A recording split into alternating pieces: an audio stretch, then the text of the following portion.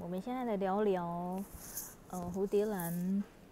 不开花的原因啊。像我们有时候养蝴蝶兰啊，都会想要看蝴蝶兰的花朵啊，可是怎么等它就是不开花。那我这边的蝴蝶兰呢，通常抽花梗的月份大概是12月底开始抽花梗，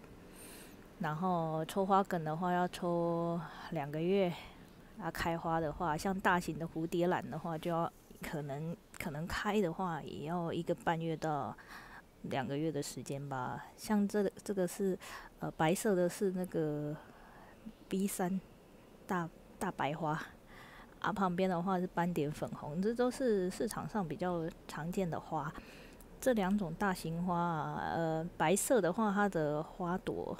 的直径花径有12公分，那左边粉红色的它的花径最大的花径有11.5公分，那陆续都还在开花。它开一朵花啊，都大概需要4天的时间才会在下一朵开花。这个花梗的培育就需要比较久。那我们现在来讲到说，为什么会不开花的原因？像我这一些，像这个第一名啊，它是3片叶子，因为我买的是 NG 的那个蝴蝶兰苗啊，又比较便宜。然后这个的话是槟榔西施，然后这个还没有来花梗。这个的话它是那个微笑蝴蝶兰，那这一个的话是春之舞者，春之舞者已经有花梗了。这个微笑也有花梗，那这个是市场很常见的那个沙西米，这个也来花梗了。旁边这个是黄粉三太子，这也来花梗了。这一些啊，大概这一圈只有这一颗，这一颗是之前旧的，已经养1年多的，其他这一圈都是我2月初的时候才种的。他们都已经来花梗了，他们培育花梗的时间大概从种在新植料里面稳根了之后长花梗，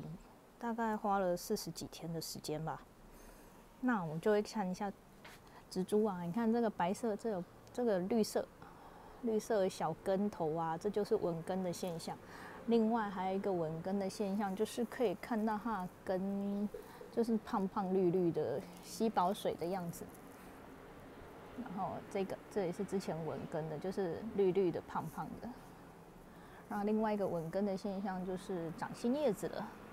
长得很好啊。所以我如果是买新植株的话，我有时候看到他们抽花梗也会比较担心他们，因为他们的叶子数量不会很多啊。像这个槟榔西施也才3片叶子而已啊。它如果有时候开花的话，消耗了植株的养分，可能就会掉1片叶子，就剩2片叶子啦。所以如果说当它开花的时候，我看到掉了1片叶子，我就会把它花梗剪掉，让它好好的储备养分，期待来年的开花。好啊，我们现在回归正题啊，为什么蝴蝶兰不会开花？那就我之前所观察到的几点，光照会是主要的影响原因吗？其实光照还好因为我这边的蝴蝶兰呢的光照程度大概是这边是有点斜可以接收到那个斜东方照过来的太阳啦。他们早上照的太阳大概照到10点多就照不到太阳了，不过这边算是比较明亮，可以在这边白天可以在这边看书啊，不影响视线。然后光线的话不是最主要的影响，因为蝴蝶兰是相对可以耐比较弱光的植物。蝴蝶兰在我这个阳台长得还挺好的，如果像是种玫瑰的话，就长得不怎么好。那第2点的话，我们可以讨论就是其实水分也是一个蛮重要的因素。为什么我知道是水分哦？因为像这颗我昵称是小香蕉，因为它这个叶子当初来的时候就像香蕉叶一样，它那当初来的时候就黄了1圈，然后可是啊，它这片叶子也留了1年多，因为它的环境一直不是很理想啊，它觉得不是很理想，所以它那一片叶子就不会掉，它就一直一直留着那一片叶子。然后如果说蝴蝶兰它另外一个稳根的那个情况，就是一个特征，就是它这个叶子旧的叶子会干掉，然后就会脱落这样子。然后我一直都在帮它换它的容器，从下面有一个大的洞的容器那时候水一浇就留不住，然后到这个容器，是中间有戳洞的，让它通风良好。但是因为太通风了，它的水分也留不住。直到我现在又把它改良，就是把中间有洞的地方就用胶带粘起来，然后下面的话也是维持有洞的状态。可是它这一个花的话，这一个蝴蝶兰，我只要看到它根变成那种灰白色的话，我就会帮它泡盆。它也非常，它的那个浇水的频率也蛮高的。就是有时候在冬天，我如果看到它的根干干的我就会帮它浇水。我这边的话都是很常在浇水的。如果像是寒流来的天气的话，我会摸一下那个水台。如果水台还是很潮湿的话，我就不浇水了，我就喷一下叶子这样子。所以我会发现说，像我这边新来的蝴蝶兰的根都是维持在比较湿润的状态因为我这边的介质是用发泡炼石，还有木炭，加上下面这些那个瓶子它们都是距离大概0.5公分高还是1公分高的时候再打孔的，然后下面的中间也都是有打孔，这个下面这最中间这边都有打孔，所以水分其实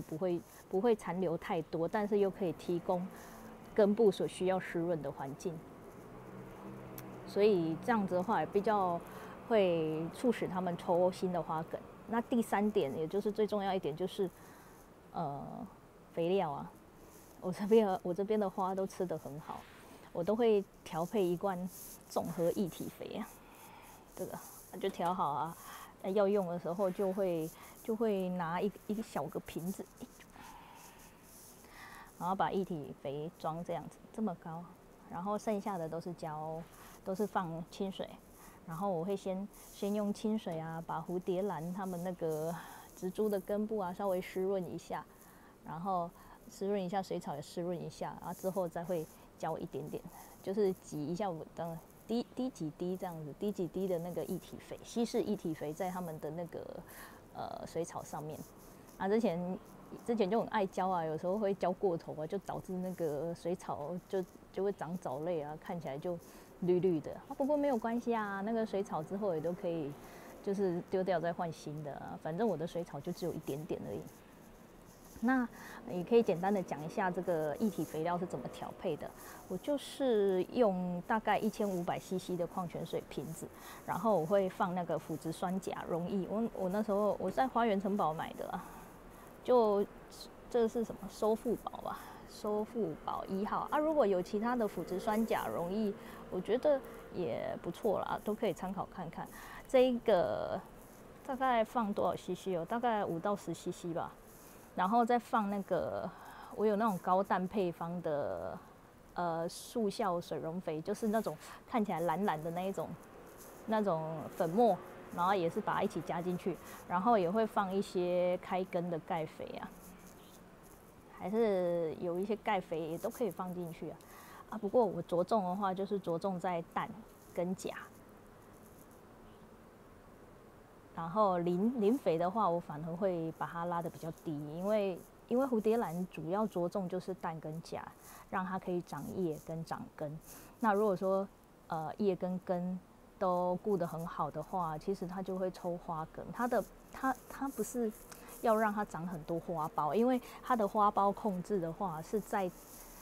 那个它的花梗长很长的话，花苞就自然就会多，就会这样子慢慢的延续下来。那以上就是我的蝴蝶兰的那个开花花梗的介绍。那大家有机会再来多进来逛逛咯。先这样拜拜。